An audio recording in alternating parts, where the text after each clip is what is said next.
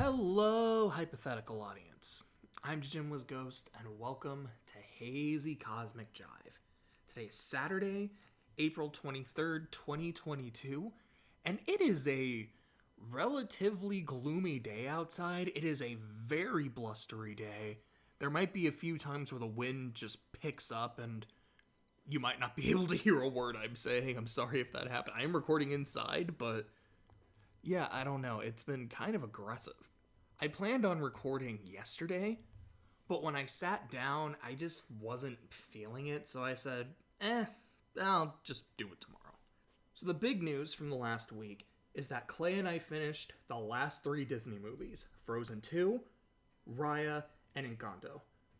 I'm going to have opinion pieces giving my rankings of the movies. I'll start with here's 60 to 51, 50 to 41, etc., etc. So having 6 groups of 10. I won't start doing that today, but it might be something I start within the next few weeks. But quick spoilers on where you might find these 3 in my rankings. Frozen 2 is, I think, one of the worst movies I've ever seen. Raya feels like a condensed sequel of a much bigger and greater work that, to my knowledge, doesn't actually exist, and Encanto made me cry. I went into that movie without listening to the songs. I knew that everyone loved We Don't Talk About Bruno, but I hadn't heard it, and I made a point not to hear it. I've listened to it a couple times since, because I think it's a really good song. I've probably listened to Surface Pressure 30 times since watching this movie. I am not an older sibling, and I don't have anyone relying on me. But the feeling of putting pressure on myself and having to put up a brave front and not showing my weakness, despite knowing that I can break at any moment, I found it to be really relatable. And I think it's honestly one of the best songs I've heard in the Disney canon. I think it's sung incredibly well. The visuals are great. And it got me in a really personal place. I don't really plan on doing, here's my top characters from the canon. Here are my top villains. Here's my top songs. But if you guys are interested in that, let me know. And, I would be willing to, maybe make a list like that. So I finished Xenoblade 1 on Monday. I considered playing the extra story, but I decided not to, considering the recent news about XC3. And we'll a bit more on that later in the video. I also don't plan on binging a season of Gintama each time I finish a game, so I can get caught up on the series quicker. I started Chronicles X a few days ago. So far, one of my early impressions is that there's a lot less dead time in combat compared to Xenoblade 1. At least we're playing, the main character is concerned. The music is weird. For example, I think the first zone, it's called Pandoria. The music in this zone sounds like Xenoblade music. The music playing in New Los Angeles feels like it wouldn't be out of place in a No More Heroes game. And I like No More Heroes. I like its music. But it's weird hearing it in Xenoblade. And then you also have the battle theme with these lyrics that are really ridiculously on point to the plot of the game, but also has lines like, shoot them with your guns. It's unbelievably silly, and I can't lie, I dig it. I really do. I'm hoping that I'm going to love this game. I don't know if I will. We'll see. I'm really early. I think I'm at about chapter 3, maybe about to go into chapter 4, and I think I heard the game really picks up about chapter 5 or 6. So we'll see. So far, it's weird, but it's an endearing kind of weird, and I hope that continues. I'm about halfway through Gintama Season 2. I've seen a couple serious arcs, the Benizakura arc and Thomas arc, and I think they've been handled well. What I do really like about the show, because I remember seeing a meme about how the average Gintama episode is just a riot, but the average Gintama arc is really depressing. And having watched 2 arcs, I can definitely see it. It's the overall storyline can be really sad, but then there's still a lot of dumb, funny shit that is happening episode to episode. So even if it is getting more quote-unquote serious, it still never loses its Gintama charm. And we'll kind of see how that goes as the story progresses, but we'll see how well the show is able to keep that going. I really don't have that much else to say in terms of life updates. I'm still working on my writing, although it has slowed down quite a bit with the latest chapter. The first few chapters had minimal rewrites, but with this one, I've had to rework quite a bit, not just of the plot of the chapter, but a key relationship between two main characters. It was a lot more toxic in the original draft, and I just didn't like it.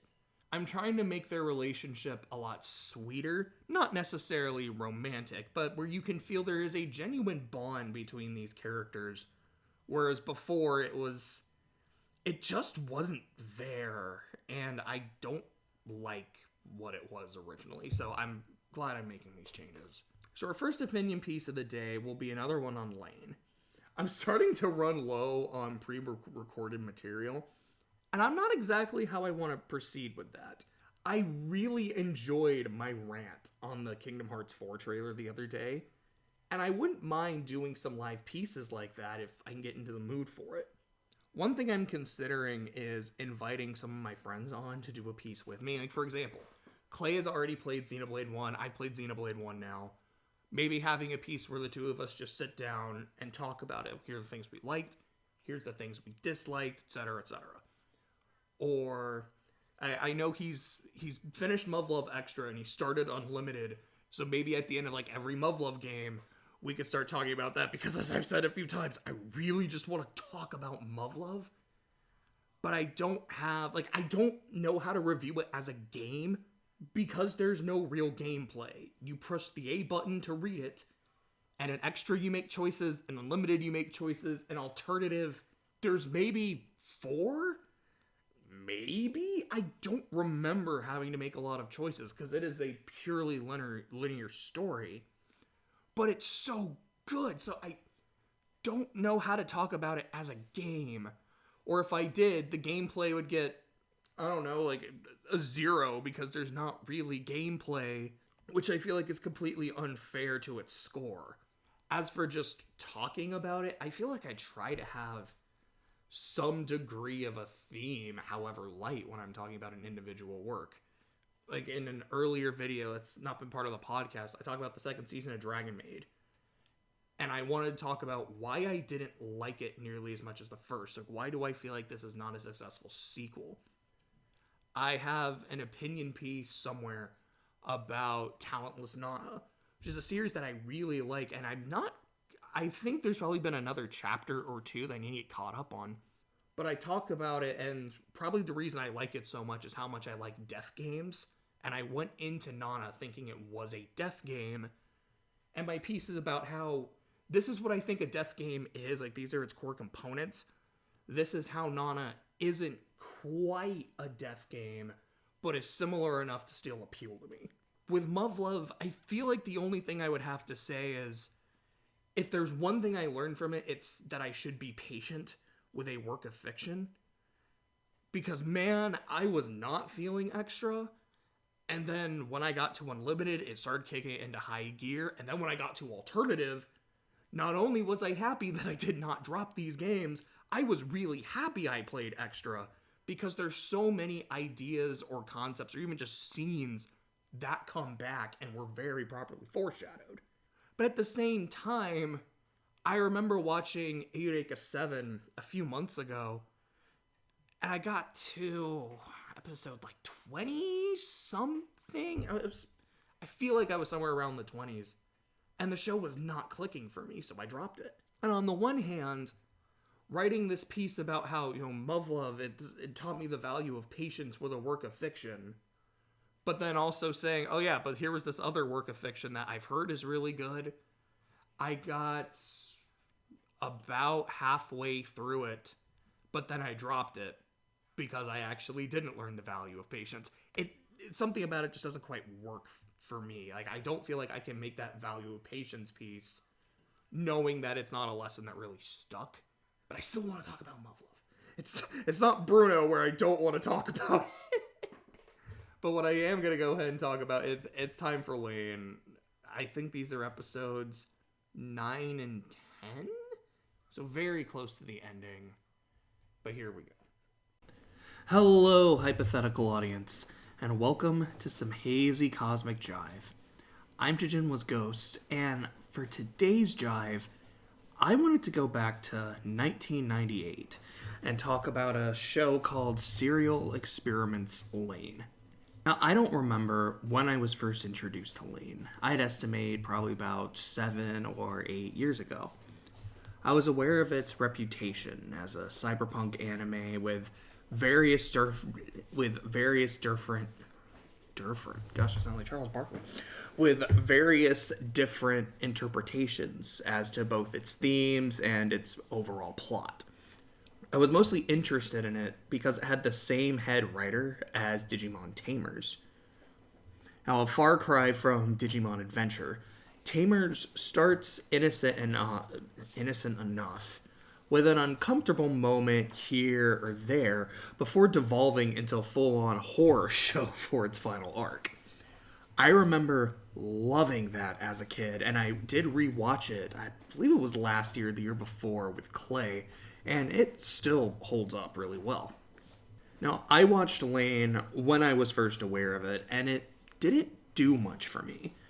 I do remember feeling uncomfortable when I would walk near a power line and, I would hear that telltale hum.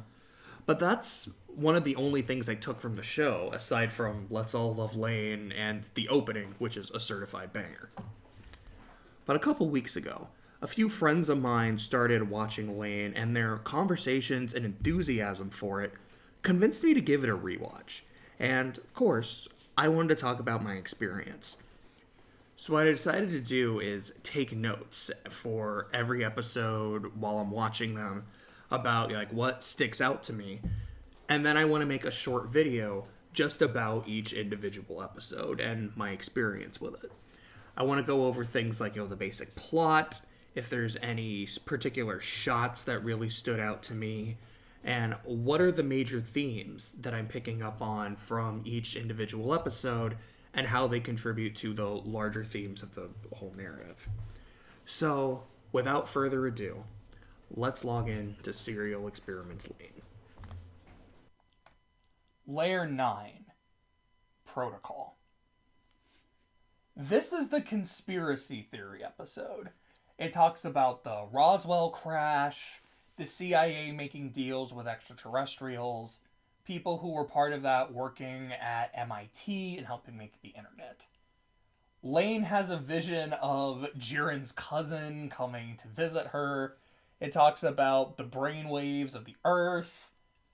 I'm not gonna lie, I wasn't that invested in those scenes. I feel like I get what the show is trying to go for. That if something becomes a rumor, but then it gets talked about enough and enough people believe it, it essentially evolves into becoming reality. This is something you see in Paranoia Agent and Inspector, which are two shows that I actually really enjoy because I really like that element. But with all the time being focused on the conspiracies, it's not bad, it's just not something I find myself that interested in. What I did find myself interested in is, first off, Lane's bear hoodie making a comeback. I love that thing. It's just precious, and I was happy to see it again. It had been missed. What's also interesting is Lane's goal in the episode. She wants to find a way to delete people's knowledge of the rumors about Alice having an affair with the instructor. I'm sorry. Destructor, I kind of love that. Anyways, back to the point. Lane ends up finding out that Taro, that kid that she's been interacting with throughout the show, is actually working for the Knights. He is not a full-fledged member. I guess in a sense you can maybe call him a squire or an acolyte or something. There's this one cool scene where he's in her room and she's threatening him and then she just says, play track 44, and then this music starts playing, and it's really cool, and I don't know, I just really like that scene. I don't know, it wasn't super intimidating, but it kind of was still badass at the same time, and I don't know, I just really dug it. So, in addition to Lane learning that he is not a full-fledged member of the Knights, she also learns that she has always been a part of the Wired. And this new equipment that she was given can be used to override people's memories.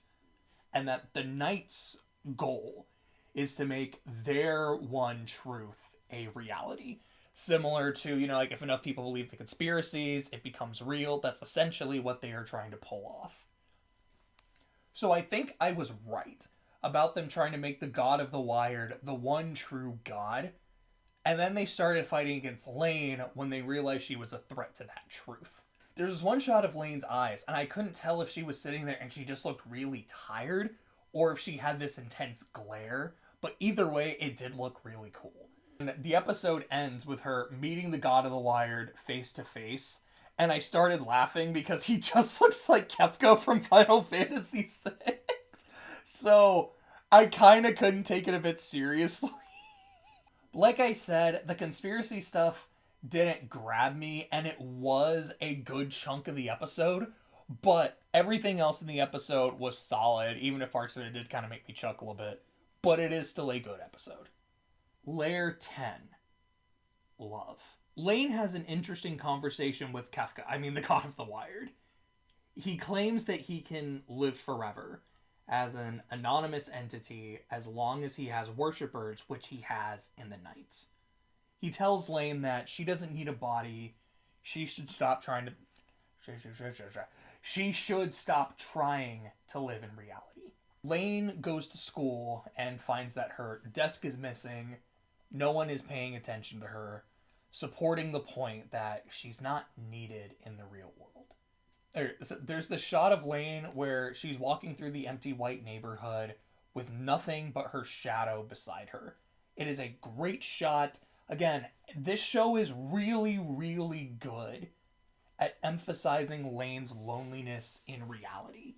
So when I saw her walking and, her shadow's the only one walking beside her, my brain just started playing Boulevard of Broken Dreams. I had a bit of a chuckle, but it didn't really detract from anything. When Lane returns home, she finds it empty, just like it was in episode 3. Except this time, there's no computer to greet her either. And just like in that scene, the score was fantastic. Her dad visits her briefly to let her know that he was never her father. It was his job to watch over her, integrate her into his family, but now the work is done. But all that being said, he did love her like a daughter, and he envies her. He tells her that even though her family is gone, she is not alone. Everyone will welcome her on the Wired. And it's clear beyond a reasonable doubt at this point of the show that Lane isn't human. Now, of course, you kind of get your inclinations at differing points earlier than this, but I feel like it's this scene that makes it the final straw. No, she is not human, whatever she is. At this point, Lane launches an all-out war against the Knights as an attempt to both weaken God and to take revenge on them for their attempt to kill her, ruin her reputation. She discovers a list of the members and leaks it onto the Wired. There's a great shot of her covered in cables, just showing how much the Wired has consumed her and just how literally attached to it she is. The Men in Black then start to murder the Knights members because their client has no need for gods. And then one of them says that he loves Lane, and it was kind of weird and kind of came out of nowhere, and it was really weird because this is a full-fledged adult, and I don't know how old Lane is. This is either middle school or high school, but either way, it made me a little uncomfortable. I'm not gonna lie. But then it is finally revealed what Lane is. Lane isn't a human, and she isn't the Wired in a human form, but rather she is a program. And her purpose is to break down the border between the two worlds, and the God of the Wired created her for that purpose. He tells her that he demands her love and worship as her creator, but Lane ultimately rejects him, and then he's seemingly disconnected from the Wired. This is another really solid episode. We get these good thematic moments about Lane's loneliness, the continuing identity crisis, and important lore reveals regarding her parents and origins. Right, I would say at this point, it is like a holy trinity between this, episode 8, and episode 3 for being my favorites. The NFL has been relatively quiet this week. The only thing I've heard is 49ers wideback Deebo Samuel has requested a trade. The man was an absolute terror last season and a huge part of the 49ers' offensive success. There have been mixed reports about why Deebo is requesting a trade.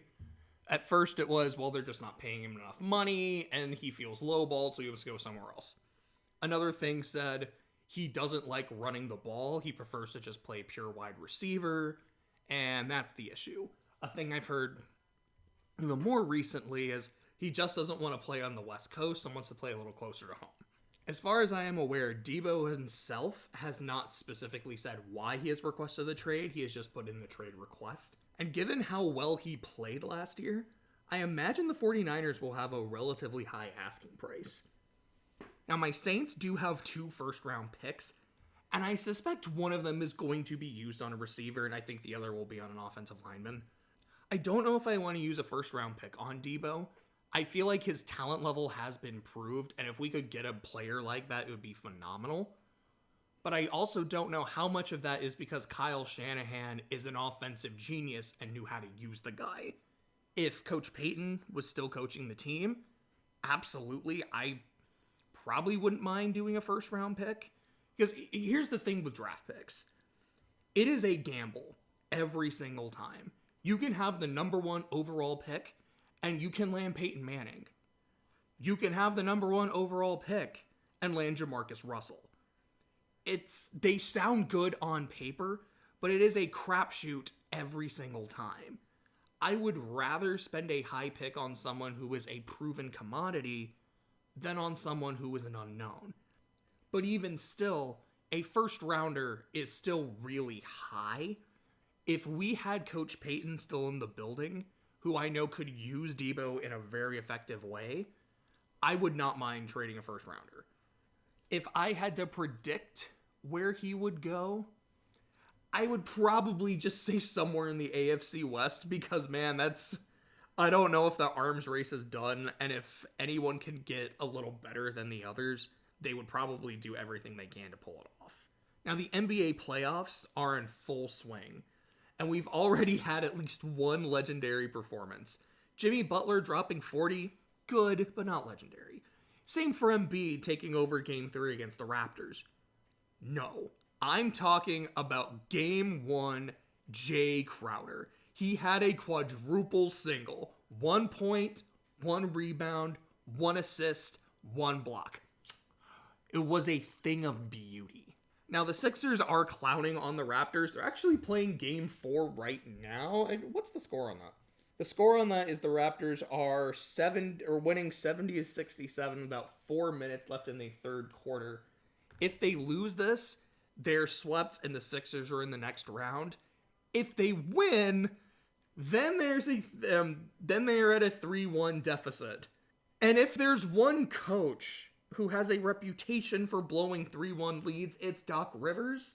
So the Sixers need to really, really, really hope they win this game and not put themselves in a 3-1 situation.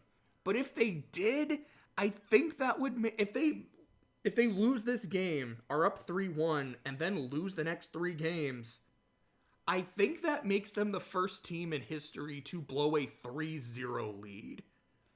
Which would be crazy. I would not envy any coach in that situation, especially Rivers given his reputation.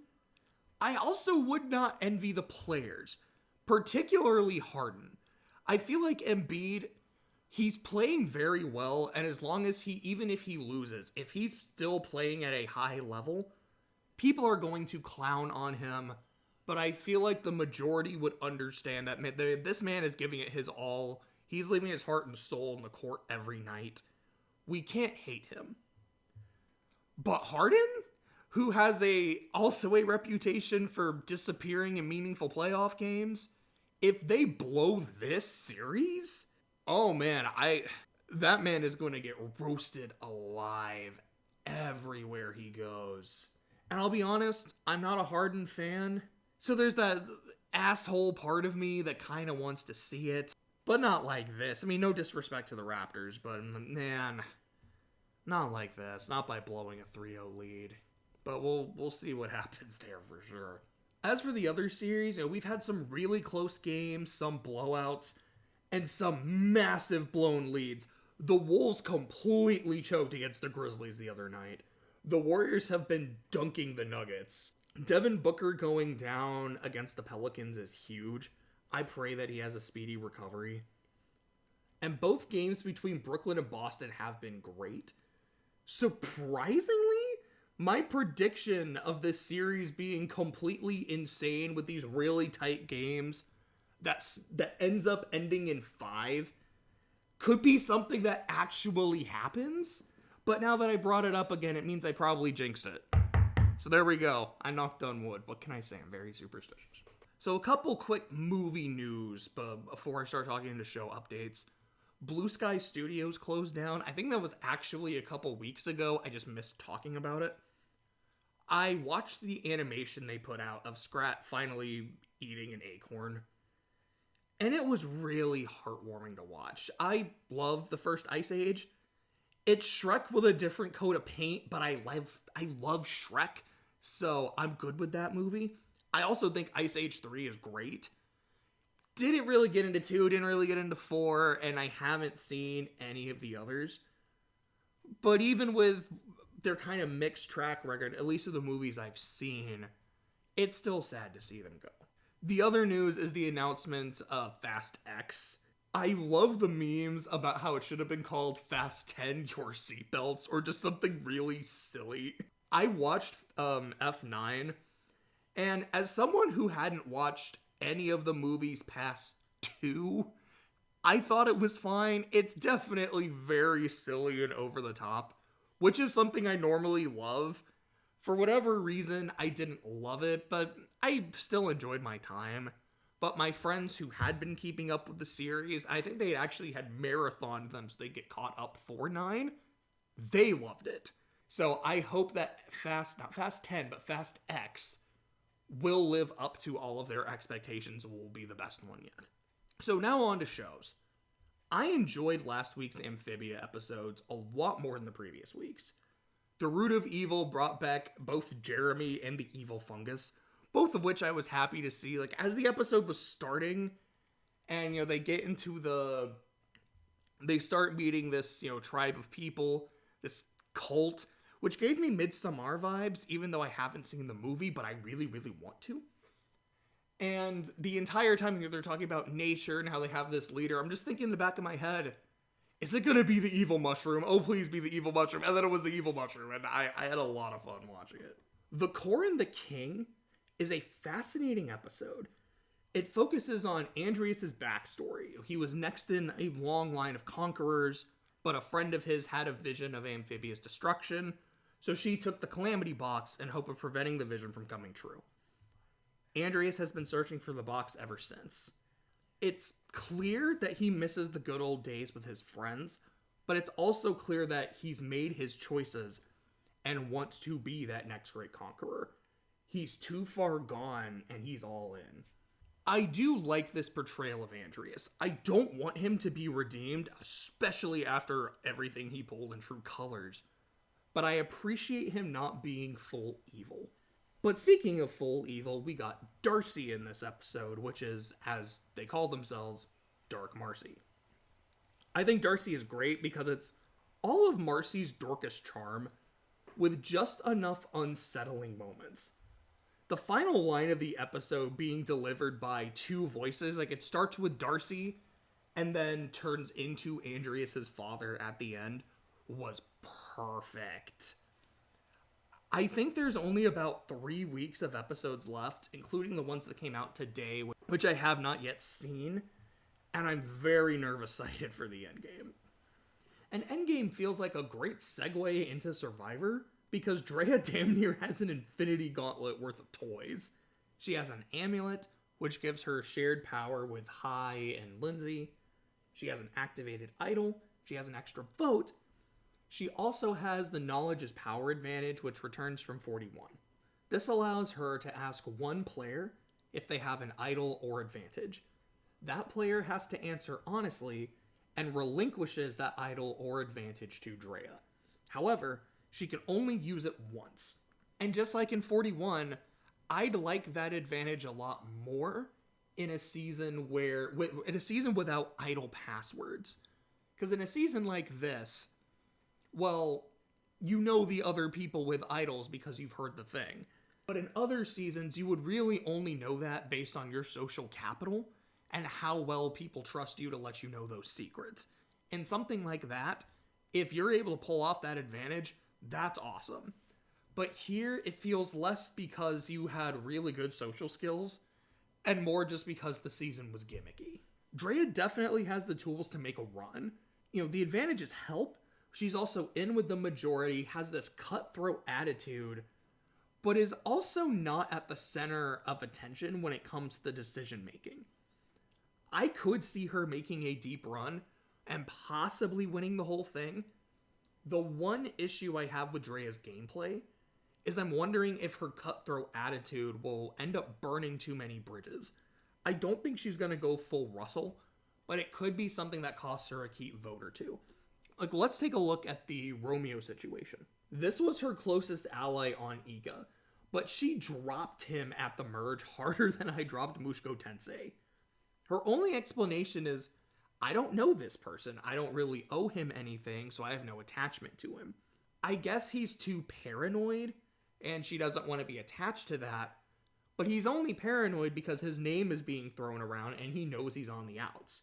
Is it really paranoia to say everyone is after you when one of the ringleaders of the Majority Alliance is actively campaigning to vote you out? I don't think so. I feel like Romeo just kind of got screwed. Now, the actual vote out was pretty simple. Tori won immunity, and surprisingly, it's not Jonathan who's going on the immunity run. I'm all for the chaos of Tori breaking the challenge record and winning her way into Final Tribal Council. But since she was immune, the target was on Chanel. Hai actually wanted to switch it to Romeo when Romeo started going around talking about why he's been hearing his name, but Mike wanted to stick with Chanel, and she went home. It was pretty funny hearing her say in one of her confessionals that, she thought she was playing chess while everyone else was playing checkers, but it was her overthinking that actually completely tanked her game when she decided to risk her vote when she really shouldn't have. Other things to note from the episode, Hai is getting very cocky, despite neither of the last two tribals going his way. He still feels like a major character this season, but that didn't save Shan from going out mid-merge last season, and he might end up being in a very similar position. Marianne is showing her manipulative side, and I'm having a lot of fun watching it. Tori caught Drea being sneaky when she got her knowledge is power advantage, but since no one trusts Tori, that might not really go anywhere, so Drea might have lucked out that the one person who caught on to her is someone that no one trusts anyway. Omar and Mike are sharing a strong bond. Mike is who I'm rooting for right now, but Omar is actually my pick to take the crown. I feel like he has the social capital and strategic chops to make moves, which is something he proved last week even though he didn't have a vote. The fact that all of the people on the outs of the tribe trust him is great for his game right now. I can see him mobilizing a small force of some of those outsiders and then maybe grabbing like Jonathan or Lindsay to take out a big target, kind of like what Tony did in Winners at War when he ended up sniping Sophie. Next week is going to be a double elimination. I'm guessing the tribe will divide in half, with each half having their own immunity challenge and then going to tribal. There's a good chance then that the majority alliance will be forced to cannibalize themselves once more, depending on how the numbers fall in these half-tribes. And if Jonathan and Tori aren't on the same team, he might finally be able to win an immunity challenge. And we now have a new show to add to our weekly updates. Better Call Saul. The final season started Monday with a 2.5-hour premiere, and I thought it was really good. I love how uncomfortable I am watching this show. The atmosphere makes everything feel so intense and important, and a lot of it comes from the performances. Giancarlo Esposito, I don't know if I pronounced it right. I feel really, really bad if I didn't. But he steals the show every time he's on screen, but everyone else pulls their weight as well. In terms of the plot, Lalo is after Nacho so he can get revenge for his family and prove that Gus was behind the assassination attempt. So Nacho is on the run, and he's desperate for Mike and Gus to help him. Mike wants to help him, but Gus is hesitant. Lalo lets Hector know that he's still alive, and when Gus goes to speak with Hector, because he knows this dude so well, he's able to read him and determine, okay, Lalo is still alive. This is a problem. Meanwhile, Saul is continuing his smear campaign against Howard. He's trying to make him look like a cokehead by planting a baggie with white powder in his locker room in the country club. Kim Wexler, who I will always refer to by her first and last name, that's just something my friend did when we would talk about the show, so I have that habit now too. But Kim Wexler is helping Jimmy, and I can never tell if she's doing it for the thrill of it, or if she's actually just trying to mock him and his Saul persona. Almost every line I could honestly see being both, especially when she took the time to throw away the second best lawyer mug. I also have to talk about the Kettlemans in this episode. I think they're hilarious and uncomfortably realistic. I worked as a plaintiff's attorney for about a year and a half. I worked with several clients who understood the weaknesses in their cases and were happy to know that the firm did everything we could for them. I also had people who tried explaining the legal system to me and why their bogus, if not outright fraudulent claims should have net them tens of thousands of dollars. Then, when I would explain the weaknesses in their case, they insisted it's because I had no idea what I was doing and would sometimes passively aggressively thank me for wasting their time. So watching Kim Wexler put them in their place gave me a lot of catharsis. And I'm so happy the show is back, and also very nervous-sighted for this final season, because oh man, I don't know if it's gonna end well. Not end well isn't like it's gonna be badly done, but I mean just in terms of the fate of the characters. And we end this segment as always with the video game updates. Sonic Origins has been announced, and as someone who hasn't played classic Sonic games, I might pick it up at some point. 2, 3, and Knuckles and CD are apparently some of the best in the series, and I'm interested in giving them a play. There's a leak that the Nintendo Switch Online will have Game Boy Color and Advance games coming soon, with Golden Sun being specifically mentioned. That's another series I've heard great things about, but haven't gotten to play. I'm very interested in trying them out. I'm also hoping the Battle Network games will be on there. I've played 3, 5, and 6. Absolutely loved them. So I'd be very interested in checking out and trying out the ones that I unfortunately missed. The big news for me is Xenoblade 3. The cover art ended up leaking, and then a new trailer came out. It shows 6 characters at once in combat, characters confused with each other to make an Ava, some story beats with subtitles confirming that one of the characters is Melia from the first game, and it had a new release date. It did not get delayed, it got advanced to July 29th, with Splatoon 3 now being in the September slot. So my guess is Xenoblade was kind of ready to go, but Splats 3 needed some more time in the oven, so they just kind of flipped the two. This does give me less time to catch up, which is why I'm skipping the extra story in XC1 and why I'm not going to just binge Gintama seasons in between each game. They've shown off what's going to be in the collector's edition for XC3. It's an art book and a steelbook cover.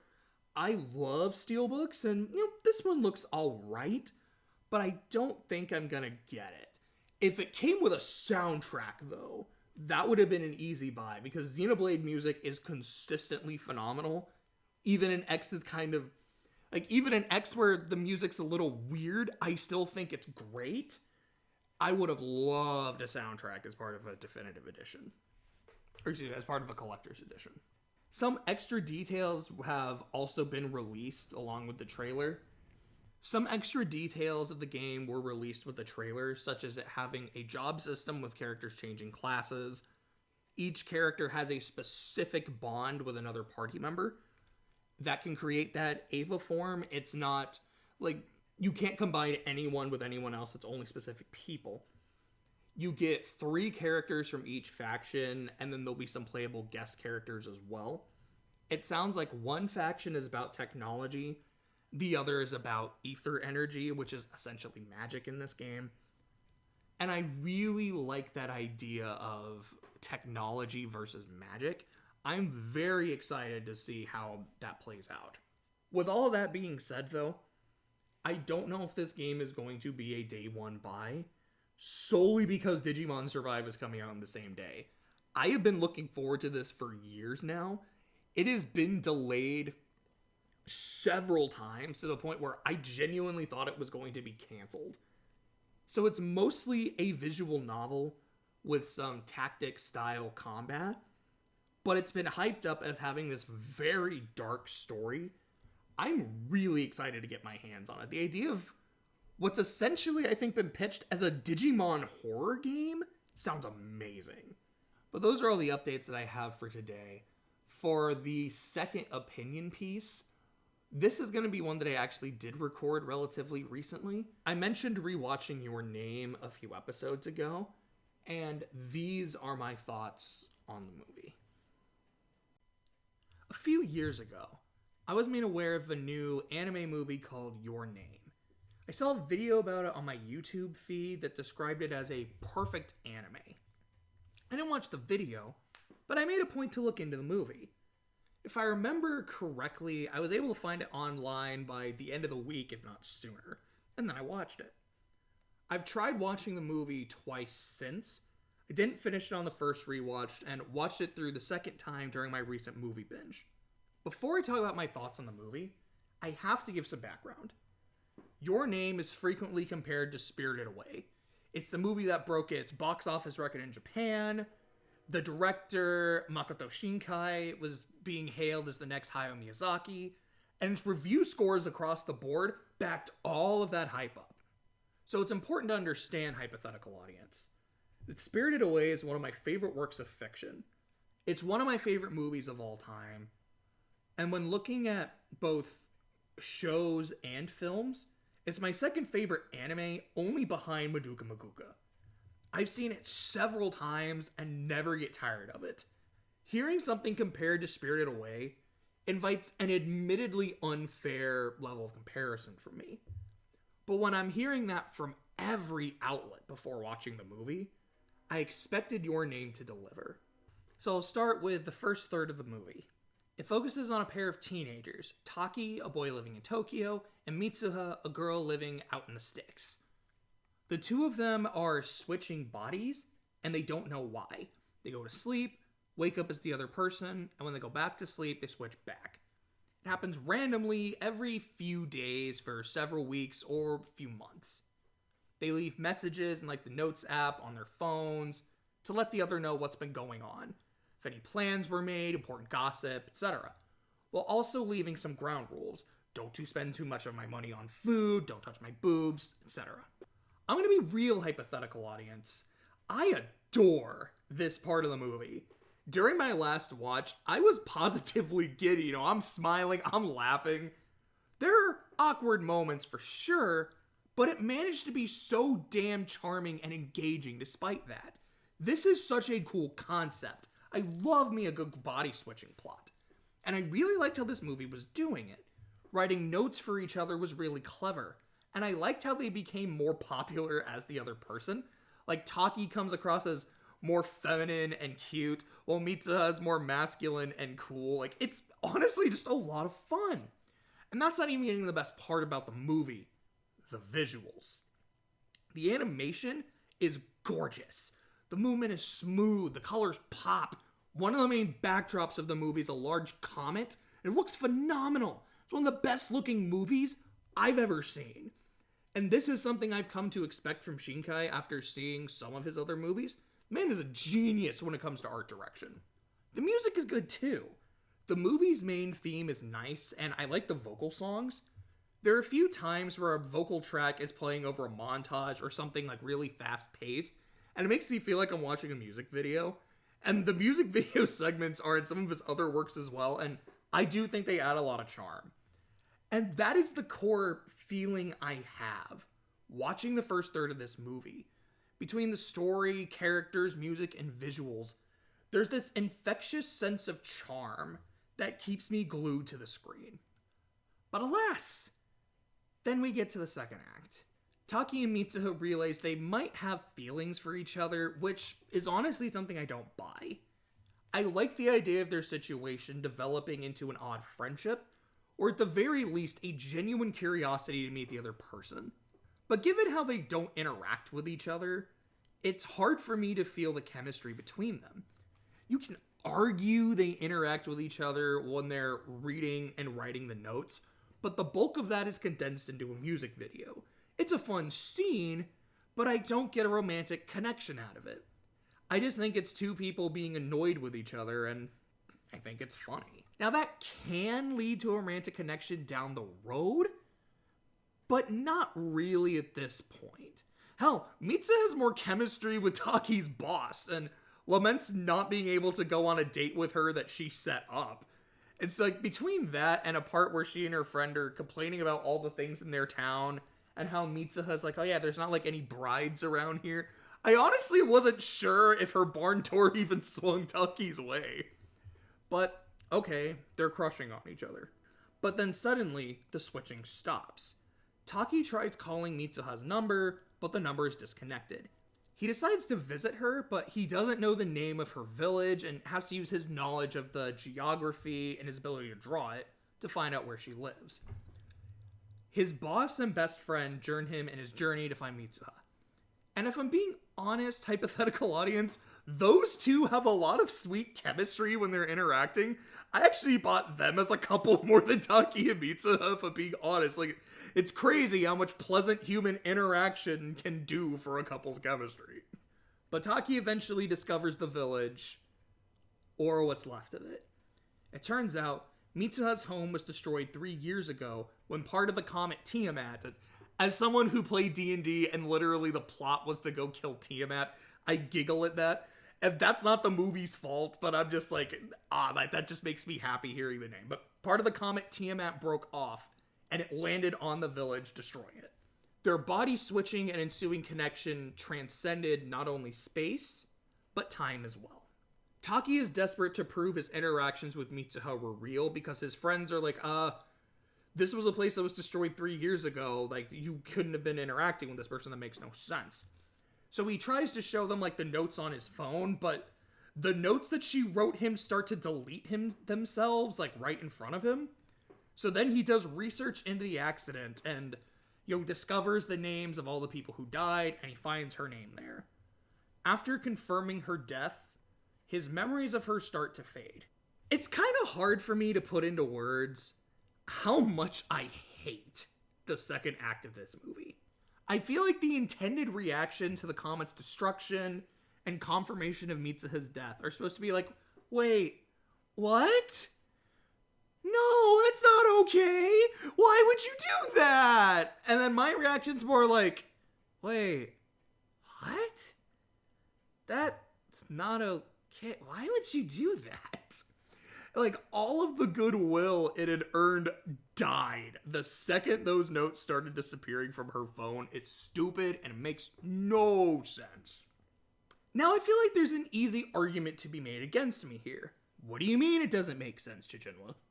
It's a work of fiction. It doesn't have to. The first part of this movie involved two people switching bodies. That didn't make sense either, but that didn't bother you. So why should this? Fair question. My answer to that is simple. I try not to call shenanigans on a work central idea if there's some degree of plausibility to it. Mitsuha is a shrine maiden, and her family honors a particular god. She mentions how much she hates her small town life, and specifically says she wishes she could be a boy in Tokyo during her next life. I could easily see this whole situation as just the god saying, you know what? You've served me faithfully, but now you're kind of starting to have your doubts about like this way of life. You want to know what it's like in Tokyo? I got you. I'm going to do you a solid and give you what you want. And maybe, seeing how, Tokyo kind of sucks, you'll want to come back here. Or at the very least, but if you want to go, you can. I'm just going to try to do you a solid. There's also a comet in the sky. Maybe the comet has supernatural properties that allows the body switching. I could buy either of those ideas. Hell, down the line, the movie confirms that Shrine Maiden switching just runs through the family as part of the third act. But even without that confirmation, it's a scenario I can, run through in my head and think, yeah, I'll buy that. The problem with the second act is how it's starting to break the rules it set up in the first. So let's start by establishing those rules. First, Taki and Mitsuha switch places when they fall asleep. 2, the switch lasts until they return to sleep. 3rd, they are unaware of what the other does in their body. 4th, the switching happens several times a week, but on random days. 5th, they keep their memories of their switches. I can establish that because there's no evidence of them having to relearn the people around them every time they switch. And Mitsuha remembers the date she set up as Taki, even though she wakes up in her own body. And 6th, any action taken is still there the next day.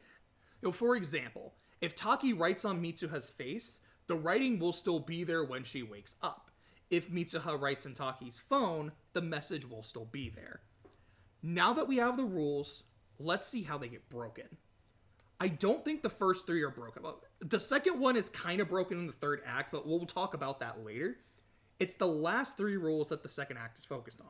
The random switching goes from several times a week to not at all overnight. The triggering event for this seems to be Mitsuha dying. At first, that makes sense. After all, there's no consciousness to go into Taki's body, and now there's no body for Taki's consciousness to go into. But then I realized that only makes sense if they exist and are switching in the same point in time, which they clearly aren't. Thus, Mitsuha was already dead every time they were switching. Hell, they switch again in the third act of the movie because God allows them to transcend time again and give Taki a chance to save her, proving that her death isn't the end point. You can theoretically just keep doing this. It just stops at that point so the movie can have drama. I love me some drama, don't get me wrong, but I don't like it when it's forced. And this, to me, with all the rules you have to break, feels forced. The next rule is the forgetting. This is important because of the third act and the ending of the movie, the two of them can't remember each other's names and have this feeling like there's something important that they've forgotten, and it eats away at them until they finally find each other. Here's the problem with that. That's not a thing in the first third of the movie. They actively remember each other and are fully aware of the situation. There's a line about how you have to leave what's most precious to you behind when you visit the shrine. I could buy their memories being what's most important to them. But no, Taki still has his memories after he visits the shrine the first time. And it's not the second visit that does it either, because by the time he goes the second time, he's already started to lose the memories. Mitsuha's grandma makes a comment about how the sensation of switching is like a dream, and the memories of a dream fade not long after you wake up, which is why you're starting to forgetting. That's a fat load of horse apples. I could buy grandma not remembering her switching well because, she's old and it happened a long time ago. But these two nincompoops are forgetting each other within 20 minutes of waking back up again. And again, this isn't something that happened in the first third of the movie. If it was consistent throughout the movie, when they wake up, they're just not, okay, so the first time when Mitsuha comes back into her body, she is kind of like, huh, yeah, I had this weird dream. Because, okay, it's the first time it happened. She just thinks she had a weird dream, but one that keeps happening again and again, and she's remembering it. She's like, that's not a dream. This is just a weird thing that's happened. But if she was consistently never really able to remember her time as Taki, I'd have no problem with it because it's consistent. It would be part of the tragedy of feeling connected to someone, but not remembering how, why, or even who. But they know how, why, and even who until the story decides, no, it's just more dramatic if they didn't, so we're going to change the rules. Which leads to the last rule, and the notes deleting themselves from Taki's phone. They wrote notes to each other all the time in the first third. On their phones, on paper, mirrors, on their faces, on their hands, but it never just disappeared. But for some reason, after learning that she's dead, which, you know, she's been the entire time this has been happening, as far as his timeline is concerned, then poof, everything decides to be gone, flying in the face of the established rules. This is not a good twist to me, hypothetical audience. This is something that only works by breaking the established rules in the story and then hoping the audience doesn't notice. I noticed, and as far as I'm concerned, it ruins the movie. It's not unsalvageable at this point, don't get me wrong, but it went from like, this is so good, I'm excited to see what they do with this idea, to, okay, well, to continue doing what we want to do, we have to completely scrap the idea and how it works. And I just didn't care for it. Not to mention the other questions this opens up as well. Neither of them noticed the year anytime they switched. I mean, to be fair, like, my phone doesn't show me the year on the startup screen, but it's always there on my computer. There are usually calendars in classrooms showing the year. You're like, when you date a paper, you put the year as part of the date. I can understand if they switched like once, maybe twice. Maybe they just wouldn't bring up the year. But this is several times. To think that neither of them once realized they were in the past or future is poppycock. There's also the fact that Taki didn't know the name of the village. If he did, he likely would have put together the comet disaster a lot sooner, or might have looked it up sometime while he was in his own body. But again, despite going to the town several times, he somehow never learned its name. I'll be honest, I don't say the name of the town I live in, like, every day, but I have trouble believing he never once asked, like, where this was all taking place, like, not even to Mitsuha in a message. Anyway, let's get to Act 3. It's not as good as Act 1, but it isn't as unabashedly awful as Act 2. Taki has a flashback of the time Mitsuha came to visit him in Tokyo. The switching didn't start for him yet, so he didn't recognize her. She left disheartened, but gave him her ribbon, which he kept ever since as a good luck charm, but he never put the two and two together. And honestly, I do buy that. You know, it was a chance meeting that lasted a few seconds 3 years ago. I'm sure I've had several of those that I've forgotten. I don't think any of them like gave me a ribbon or like a bracelet in the steam room, but you know, it is what it is. But after realizing this, he goes back to the old shrine. You know, he prays to the god, he drinks some of the special sake Mitsuha made from her spit. Don't worry about it, makes sense in context. Then he hits his head and he conks out. He sees Mitsuha's life flash before his eyes, and then he wakes up in her body on the day that the comet, fell. He hatches a plan to save the town, and it doesn't go as well as he'd hoped. He goes back to the shrine as Mitsuha is waking up in that spot 3 years later in his body. She sees the destruction of the town, and then she freaks out. The twilight hour hits, and the two of them switch back and are able to meet each other face to face for the first time. Well, I guess second time, but first time knowing each other, who they are. The twilight hour thing is foreshadowed earlier in the film, and so while this does break Rule 2, I chalk it up to the twilight hour's superpower that was talked about, so I have no beef with it. The two of them have honest-to-God chemistry for the first time in the whole movie, and it's great! I love it! They go their separate ways, Mitsuha saves the village, but then they forget another rule of the movie and then just start forgetting each other. Skip to 8 years later when they're both living in Tokyo but have the feeling that something's missing, and eventually they reunite and ask for each other's names. I hate the third act because it shows me glimpses of what the movie should have been. It never should have been this big plot about saving the town. It should have been about two people coming together from their weird connection. Mitsuha going to Tokyo to meet Taki and being heartbroken when he doesn't recognize her is a great scene. So is their meeting at Twilight. I felt the movie's charm coming back to it during those scenes. The animation is stellar throughout all three acts, but in those two scenes, it didn't have to break its back carrying the entire movie. I also like the ending. Them being brought together by their connection and spending their lives searching for the missing piece. There's something beautiful about that to me. Like something that just speaks to me on a human level. But we still could have had that, without the terrible second act. This is what would have worked for me. Mitsuha visiting Taki is the start of Act 2. The comet passes by the next day without killing anyone, and now that the comet's gone, the switching stops. Time passes, Mitsuha's memories of Taki fade. He broke her heart, so she moved on. And it was such a bizarre thing to happen that she kind of just chalks it up as like a weird fever dream and doesn't really linger on it. 3 years pass. Taki's now going through his part of the switch. He decides that he wants to meet Mitsuha and he visits the village because he knows the name of it. He's able to just go. He sees that it's not exactly the same as the time he was there last, and the people he met there are now all older. He tries to find Mitsuha and learns that she left after graduating and is currently living in Tokyo.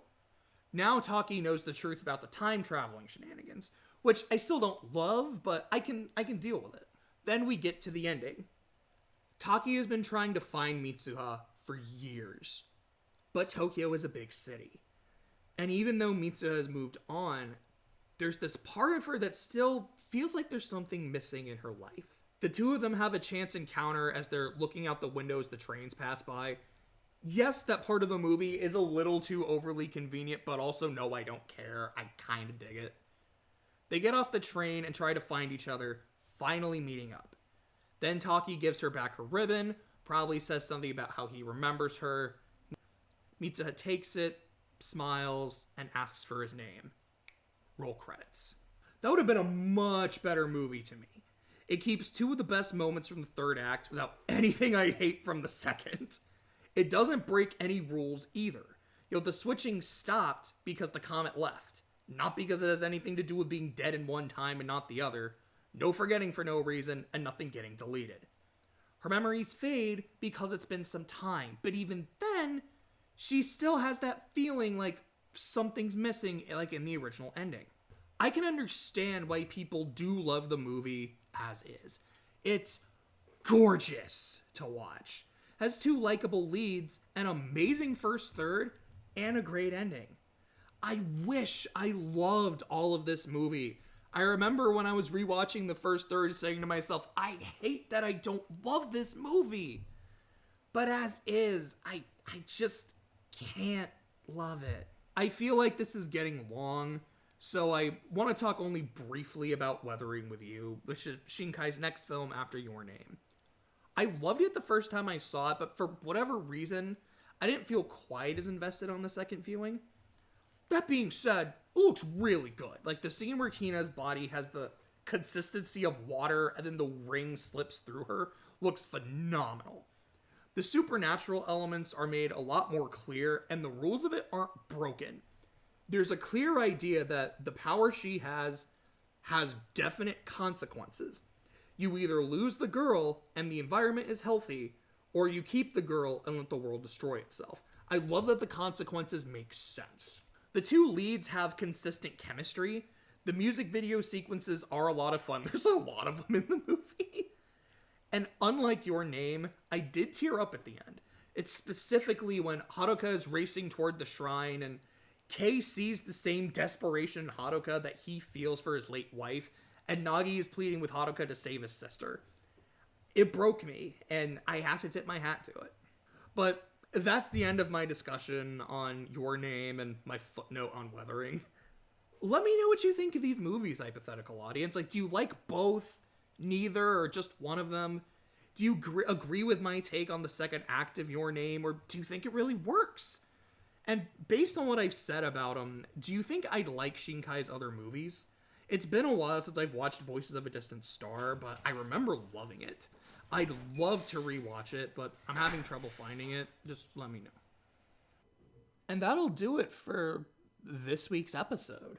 My fortune this week isn't really worth sharing. It was just something really nice is going to show up in the mail, and something did. I ended up getting my copy of Angel's Egg, and I'm so glad that I now have a copy of that I can put on my shelf. But it also reminds me of the fact that I've been waiting on this Amazon package for quite a while now. It's this figure of Remilia Scarlet from Toho 6 that I think just looks really, really cool, but it still hasn't shown up. I don't know if it got lost. I don't know if it's just taking really long because it's overseas, or if there's some other bullshit that's keeping me from getting it. It upsets me. I won't lie. But alas, not upset enough to not sing a goodbye song. Hey, this was really fun. We hope you liked it too. Seems like it's just begun, and suddenly we're through. Goodbye, goodbye, good friends, goodbye. But now it's time to go. But hey, I say, well, that's okay, 'cause we'll see you very soon, I know. Very soon, I know. Goodbye, goodbye, good friends, goodbye. And tomorrow, just like today, the moon, the bear, and the big blue house will be waiting for you to come and play. To come and play. To come and play. Bye now.